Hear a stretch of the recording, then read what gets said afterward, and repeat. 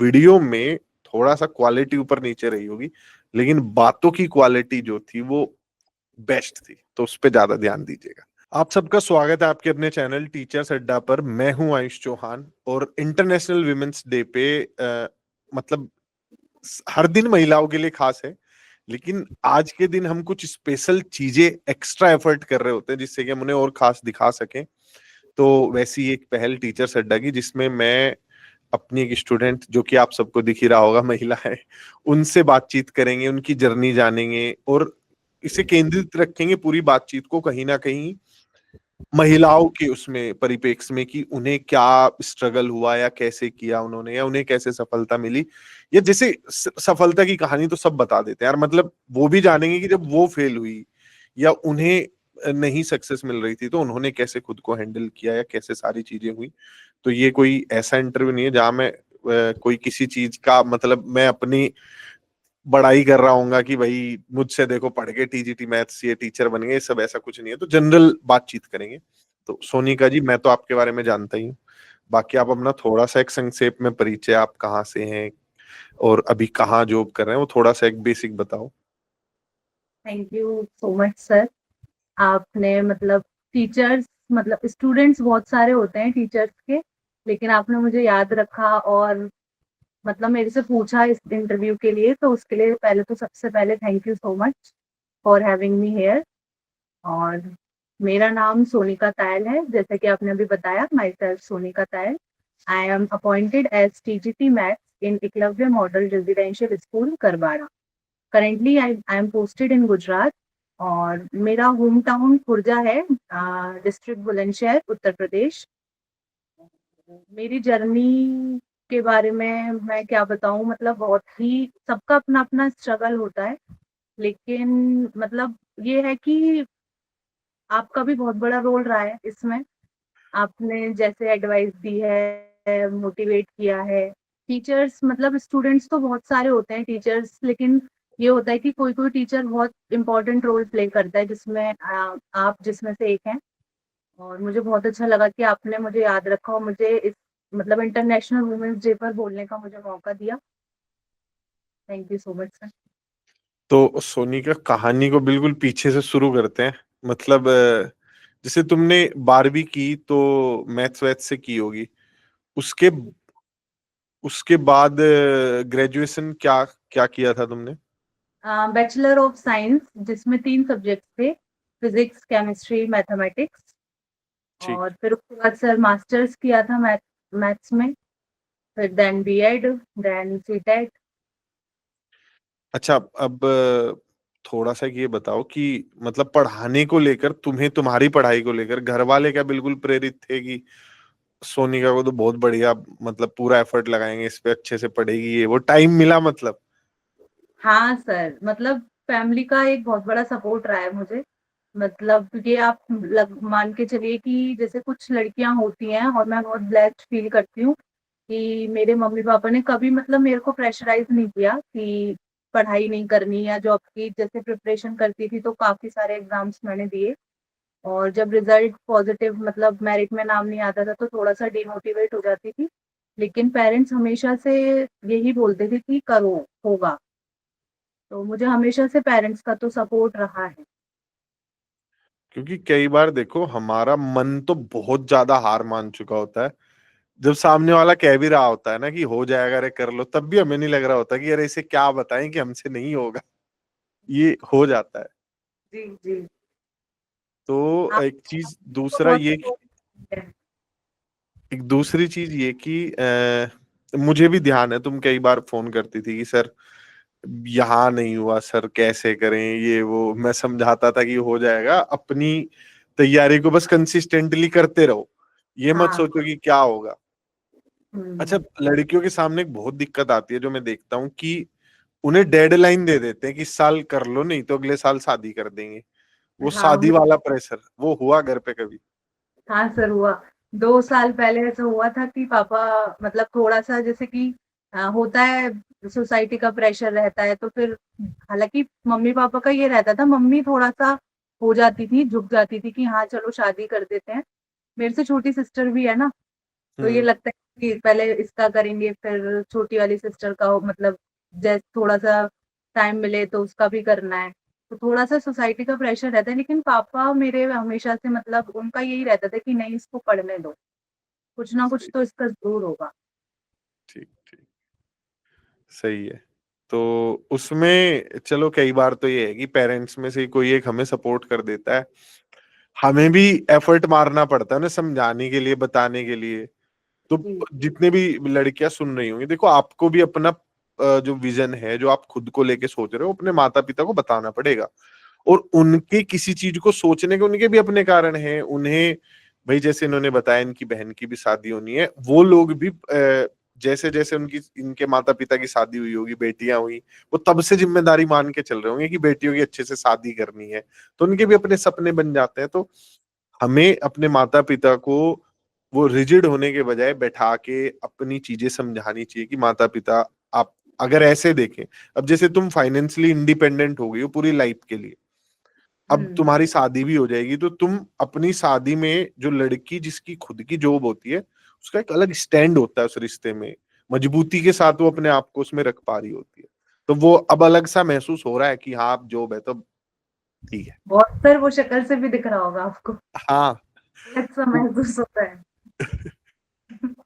बहुत। तुम्हारे उससे भी मुझे महसूस हो रहा है, तुम पहले बहुत डरी डरी सी होके बात करती थी कि बिल्कुल ही एकदम कि जैसे आज तो जान ही निकल जाएगी, आखिरी दिन है। तो वो तुम्हारे कॉन्फिडेंस में भी मुझे अभी दिख रहा है कि तुम कॉन्फिडेंस में बहुत दिन रात का अंतर है। पहले से बहुत। ठीक। अच्छा, दूसरा ये बताओ कि अब फेलियर्स की भी एक बार बात करते हैं। तो मतलब कहाँ कहाँ फेल हुए थे? क्या सीटेट में कभी फेल हुए थे? नहीं, सीटेट में तो सर नहीं फेल हुई, अच्छा, अटेम्प्ट में ही क्लियर हुआ था सीटेट। ठीक है।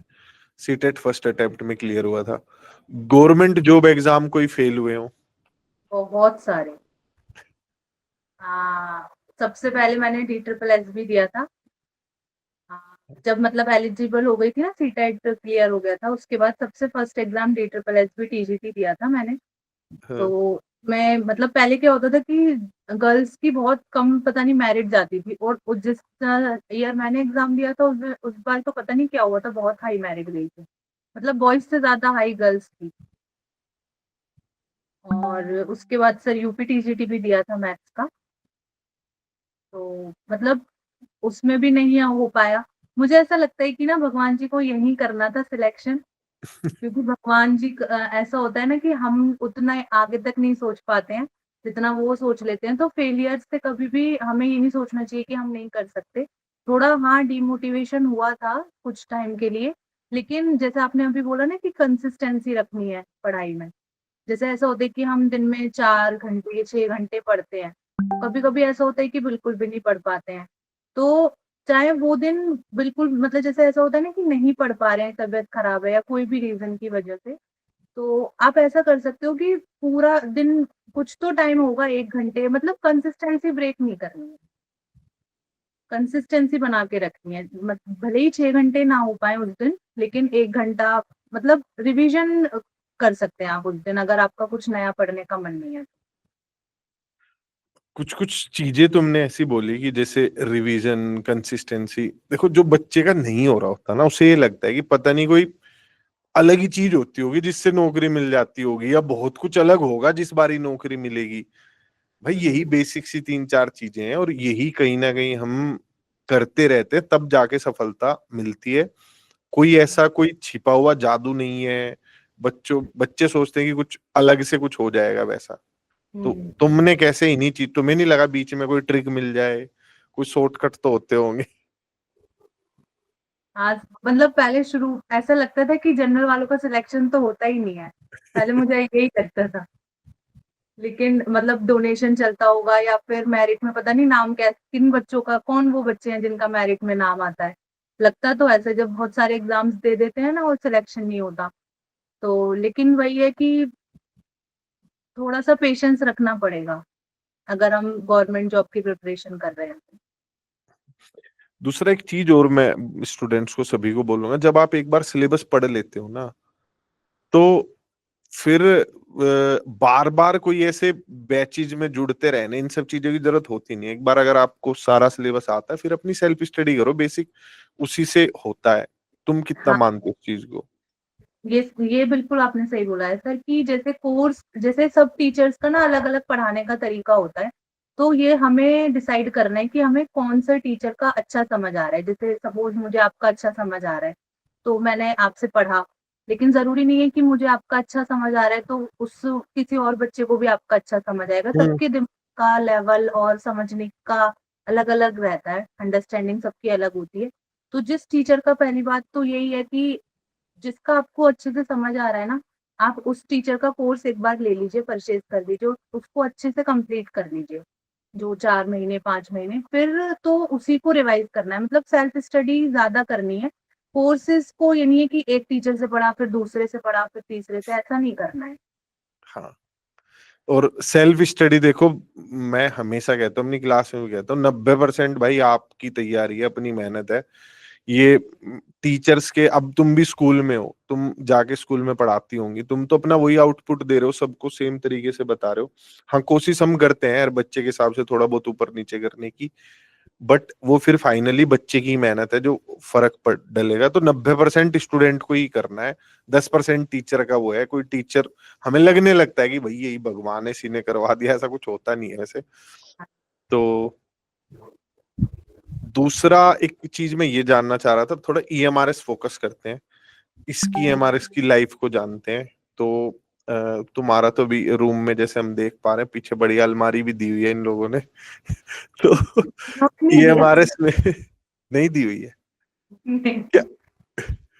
खुद सेल्फ सेल्फ का है। अच्छा, खुद अलमारी खुद के ले जानी पड़ेगी भाई ईएमआरएस वालों को। क्वार्टर्स मिलते हैं यहाँ पे। तो मतलब जो ईएमआरएस स्कूल है उसमें अंदर ही क्वार्टर होते हैं? हाँ, स्कूल कैंपस में। अच्छा, ठीक है। और फैसिलिटी वगैरह सही है, मतलब अच्छी चीजें? देखिए, सबसे पहली बात तो ये जो जॉब है ये सेंट्रल है, तो आपको ये मान के चलना पड़ेगा कि आपकी पोस्टिंग ऑल इंडिया कहीं भी हो सकती है। सबसे फर्स्ट पॉइंट तो यही है। ठीक है। फिर जैसे सपोज मेरी गुजरात में हुई है पोस्टिंग, हम्म। तो थोड़ा सा ये जो स्कूल्स है ना, ये ट्राइबल स्टूडेंट्स को फोकस करके बनाए गए हैं। हम्म। तो इनकी जो लोकेशन है प्रॉपर आपको ऐसे नहीं मिलेगी कि सिटी में होगी। हम्म। थोड़ा सा मतलब रिमोट एरियाज में रहती है इनकी लोकेशन। और थोड़ा सा एडजस्टमेंट, जैसे मैं शुरू में आई थी तो मुझे मतलब काफी ये लगा था कि मैं कैसे एडजस्ट करूंगी। तो थोड़ा सा पेशेंस रखना है। मतलब समय के साथ साथ चीजें अपने आप नॉर्मल हो जाएंगी। क्योंकि हम जब सिटी से कहीं जैसे मैं तो सिटी से ही बिलोंग करती हूँ। जब मैं यहाँ आई थी तो मुझे ये लगा था कि कैसे लाइफ यहाँ मैनेज होगी, लेकिन धीरे धीरे सब चीजें मैनेज हो जाती हैं। और ईएमआरएस मतलब ये रेजिडेंशियल स्कूल है ना, तो आप ये मान के चलिए कि यहाँ पर आपको 24 आवर्स की ड्यूटी, जैसे नवोदय विद्यालय होता है हम्म। उसका यहाँ पर है कि यहाँ 24 घंटे की ड्यूटी है। क्योंकि रेजिडेंशियल स्कूल है तो बच्चों का गर्ल्स हॉस्टल, बॉयज हॉस्टल और मैथ सब कुछ यही है। ठीक है। तो थोड़ा सा 24 आवर्स की ड्यूटी तो यहाँ पर है। मतलब कभी भी बुला लेते हैं, कुछ भी काम होता है तो। सही है। अच्छा, मैंने एक चीज और देखी है, जब आप किसी स्कूल में जाते हो ना, चाहे कहीं अच्छी जगह भी चले जाओ, कहीं थोड़ा रिमोट एरिया में भी चले जाओ, लेकिन जब आप जाके दोस्ती वोस्ती बनने लगती है ना, वो चीज बहुत ज्यादा आपको एडजस्ट करवाती है। कहीं भी जाके आपका एक ग्रुप सा बन जाता है, फिर आप अच्छी चीजें बुरी चीजें साथ में अपने होने लगती हैं, थोड़ी स्टाफ की बुराइयों बुराइयों में मन लगने लगता है, तो अपना फिर बढ़िया एडजस्ट हो जाता है आदमी। हाँ, ये सबसे प्लस पॉइंट है। तो कुछ बहनें तो मिली गई होंगी यहाँ आते ही, हाँ, जो बहुत बिल्कुल। सा। हम 7 लोगों की मतलब फीमेल्स, 7 फीमेल्स की ज्वाइनिंग हुई है। सातों ही बहुत अच्छा बॉन्ड है। वो मैं समझता हूँ, यही सब में स्कूल्स में जितने भी होता गया ना, कि जितने भी सब अपने स्टूडेंट्स से मैं बात करता हूँ, वो यही कि दो तीन चीजें हैं। एक तो वो जो एक हर जगह की एक वो पॉलिटिकल चर्चा है अपने स्कूल की, वो छोटा सा राज्य ही है वो अपने आप में, वो चर्चाएं, और वो बाकी लोगों से बॉन्डिंग, उससे आपका बढ़िया, आपको घर की इतनी याद नहीं आती है, बल्कि ऐसा हाँ, होगा बहुत लंबी छुट्टियों में स्कूल की याद आएगी फिर। हाँ सर, पहले वेकेशन होता था ना तो घर से आने का मन नहीं होता था। सबसे फर्स्ट मैं रक्षाबंधन पे गई थी क्योंकि जून में ज्वाइन किया था। तो हाँ सबसे पहला मिला था छुट्टियों का, वो रक्षाबंधन पे मिला था, तो घर से आने का नहीं मन कर रहा था बिल्कुल भी।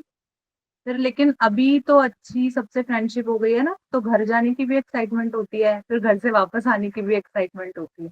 दोनों सही है। होती हाँ, सही है, सही है। देखो, और जो स्कूल से देखो, अगर आप टीचर बनना चाहते हो ना, तो जो वो बच्चों के साथ भी बॉन्डिंग है वो भी बहुत बड़ा रोल प्ले करती है। उसमें भी आदमी एंजॉय करता है कि स्कूल्स के कुछ फंक्शन हो रहे हैं, कुछ चीजें हो रही हैं, बच्चों का कोई स्पोर्ट्स डे आ रहा है, कोई और कुछ प्रोग्राम करा रहे हैं, उसमें भी काफी मन लगता होगा। है। जी सर जी। मतलब बच्चों के साथ भी अटैचमेंट हो जाती है ना, तो हम मतलब कहते हैं ना कि जॉब नहीं लगती, फिर तो ऐसा लगता है कि उसको करने में मजा आता है।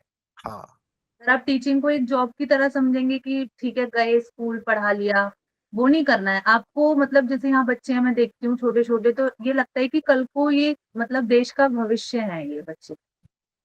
तो एक प्राउड फील होता है कि हम टीचर हैं। सही है। अब इंटरनेशनल वीमेंस डे है, मैं थोड़ा सा ये भी जानना चाहूंगा। जहां भी मैं देखता हूँ, मुझे अगर मेरे बैच में से 10 लोगों का मैसेज आया कि सिलेक्शन हो गया सर, उसमें से 9 लड़कियां होती हैं। ये लड़के क्या कर सकते हैं बेचारे, वो क्यों पीछे छूट जा रहे हैं? जहां भी देखो लड़कियां बाजी मार ले रही है। हाँ, ये तो सर लड़के बता पाएंगे। बताओ भाई, लड़कियों ने ऐसा कोई तो मूल मंत्र अपनाया होगा, जो वो जैसे तुमने बताया कि 7 लड़कियों ने हमने एक साथ ज्वाइन किया। लड़के बेचारे इतने नंबर में सिलेक्शन ले नहीं पा रहे। अपनी कुछ तो सीक्रेट सब लड़कियों को बताने पड़ेंगे, लड़कों को भी। ये तो है सर। चलो, अब दूसरा ईएमआरएस की, हमने स्कूल लाइफ को जाना। तुम्हें ईएमआरएस की वैकेंसी का कैसे पता चला, कब मतलब कि ठीक है ये आ गया है? सर मैंने तो सच बताऊं तो केवीएस मतलब केंद्रीय विद्यालय की आई थी वैकेंसी, तो हम्म। मैं तो प्रिपेयर कर रही थी। और उसका एग्जाम आई थिंक फेब में हुआ था। फिर हाँ उसके हाँ। बाद में इसकी वैकेंसीज का पता चला था, तो मैंने ऐसे ही फॉर्म फिल किया था। मतलब मेरे को ऐसा नहीं था जैसे केंद्रीय विद्यालय का, मेरे को शुरू से था कि इसमें मुझे सिलेक्शन लेना है। ठीक है। तो एएमआरएस तो मैंने ऐसे ही, मुझे मतलब ज्यादा नॉलेज भी नहीं थी कैसे स्कूल्स हैं क्या है, बस ये था एलिजिबिलिटी थी, वैकेंसीज थी, तो फॉर्म फिल कर दिया था। फिर इसका एग्जाम भी बहुत जल्दी हुआ था, दिसंबर में एग्जाम हो गया था। मतलब 6 महीने के अंदर तो एग्जाम करा दिया था इन्होंने। हाँ, तो बीच में कुछ अड़चने आई थी, बट एग्जाम हाँ हो गया था। ये काफी जल्दी कराना चाहते थे, बट बीच में एक छोटा सा कोर्ट केस वगैरह हो गया था, फिर भी जल्दी हो गया था। सितंबर में न्यूज आई थी कि सितंबर अक्टूबर में कराना है, लेकिन हम्म। कुछ वो पता नहीं क्या हुआ था, कोर्ट केस के वजह से वो डिले हो गया था एग्जाम। दिसंबर में इन्होंने कराया था एग्जाम। तो पता है ऐसे ही इंटरनेट से ही ये सब वैकेंसीज वगैरह का आपको भी बोलती थी, सर आए तो कुछ बताना। ठीक है। नहीं, इसमें ईएमआरएस की ना मुझे अभी भी ध्यान है। मैंने ईएमआरएस में एक निर्मला सीतारमन जी ने एक वो किया था। अब उसमें फाइनेंस मिनिस्टर थी, तो बताया था कि हम ऐसे ऐसे स्कूल खोलेंगे 750 के आसपास, और 35-36 हजार लोग नौकरियों को निकालेंगे, भर्तियां करेंगे, अलग अलग चीजें, teaching staff, non teaching staff, ऐसे। हाँ। तो मैंने उस पे वीडियो बना के एक डाला था, सबसे पहले मैंने डाला था ये हमारे इस पे। तो खैर, बच्चों की एक आदत भी होती है, मुझे ध्यान आता है, उस पे कुछ बच्चे लिख देते थे कि व्यूज के लिए करते रहते हैं। तो ऐसे कोई भी चीज लाओ ना, थोड़ी मोटी खबर ढूंढ के लाओ उनके लिए कि कहीं तो यहाँ शायद वैकेंसी आ जाएगी। तो तभी हमारे इसका किसी ने नाम भी नहीं सुना था। तो बच्चे बहुत वो बोलते थे कि पता नहीं वैकेंसी आएगी भी या नहीं, ऐसे स्कूल होते भी हैं या नहीं होते। तो एक सर वो आपका चैलेंज आ जाता। मतलब ये है कि ना कंटेंट तो आप मतलब मुझे नई चीजें तो आपसे ही पता चली हैं, पता नहीं कहाँ से आपके सोर्सेज हैं। नहीं, ऐसा कुछ नहीं है, खैर। बट मैं कोशिश करता रहता हूँ। अभी भी जैसे फेज 2 इसका ये लाने वाले हैं, अभी स्कूल भी बना रहे हैं, नए नए स्कूल भी बना रहे हैं। अभी तो देखो, जर्नी है हमारे से स्कूलों की, तो कैसे कैसे जाके स्कूल सब आगे बढ़िया स्तर पर चल पाएंगे। हाँ क्योंकि पहले बिल्कुल। स्टेट गवर्नमेंट्स के अंडर होते थे, अब सेंट्रल गवर्नमेंट अपने आप चलाना चाहती है। हम्म। तो सैलरी केवीएस वाली मिलती है। सेंट्रल जॉब है तो केवीएस वाली ही मिलेगी। तो ये बहुत से लोगों को ये भी लगता, पता नहीं केंद्रीय विद्यालयों में तो कोई अलग ही सैलरी मिल रही होगी। नहीं नहीं सर। तो सब जगह आप एनवीएस में जाओ, ईएमआरएस में जाओ, केवीएस में जाओ, अगर ग्रेड पे सेम है तो सैलरी भी सेम है। बाकी थोड़ा एक एचआरए पे फर्क पड़ता है, वो आपकी लोकेशन पे डिपेंड करता है कि आप किस लोकेशन पे हो। हाँ, बिल्कुल बिल्कुल। ठीक है, तो बहुत सारी चीजें हमने जानी आपसे सोनिका जी, और मैं कोई से ज्यादा बहुत वो वैसा तरीके से नहीं करना चाहता था, बस यही था कि कोई लड़की सुने तो रिलेट कर पाए। बहुत सारी चीजों के जवाब उन्हें यहाँ से मिल गए होंगे कि एक लड़की जब इतनी दूर जॉब करने जाती है तो कैसे होता है, फैमिली में कैसे सपोर्ट मिलना चाहिए। तो ये पेरेंट्स को भी दिखा सकते हैं अपने, कि कैसे पेरेंट्स को सपोर्ट करना चाहिए लड़कियों को, और वो जैसे लड़कों को वैसा सपोर्ट मिलता होगा तो लड़कियों को भी मिलना चाहिए। खैर टीचिंग जॉब में तो लड़कियों को पूरा सपोर्ट मिलता है, बल्कि अब तो लड़कों को सपोर्ट करना चाहिए माता पिताओं को। तो ये अच्छा डिस्कशन रहा, आपसे बातें करके बहुत बढ़िया लगा। और जी फिर से यही कि इंटरनेशनल वुमेन्स डे की सभी जितने भी लोग सुन रहे हैं उनको शुभकामनाएं।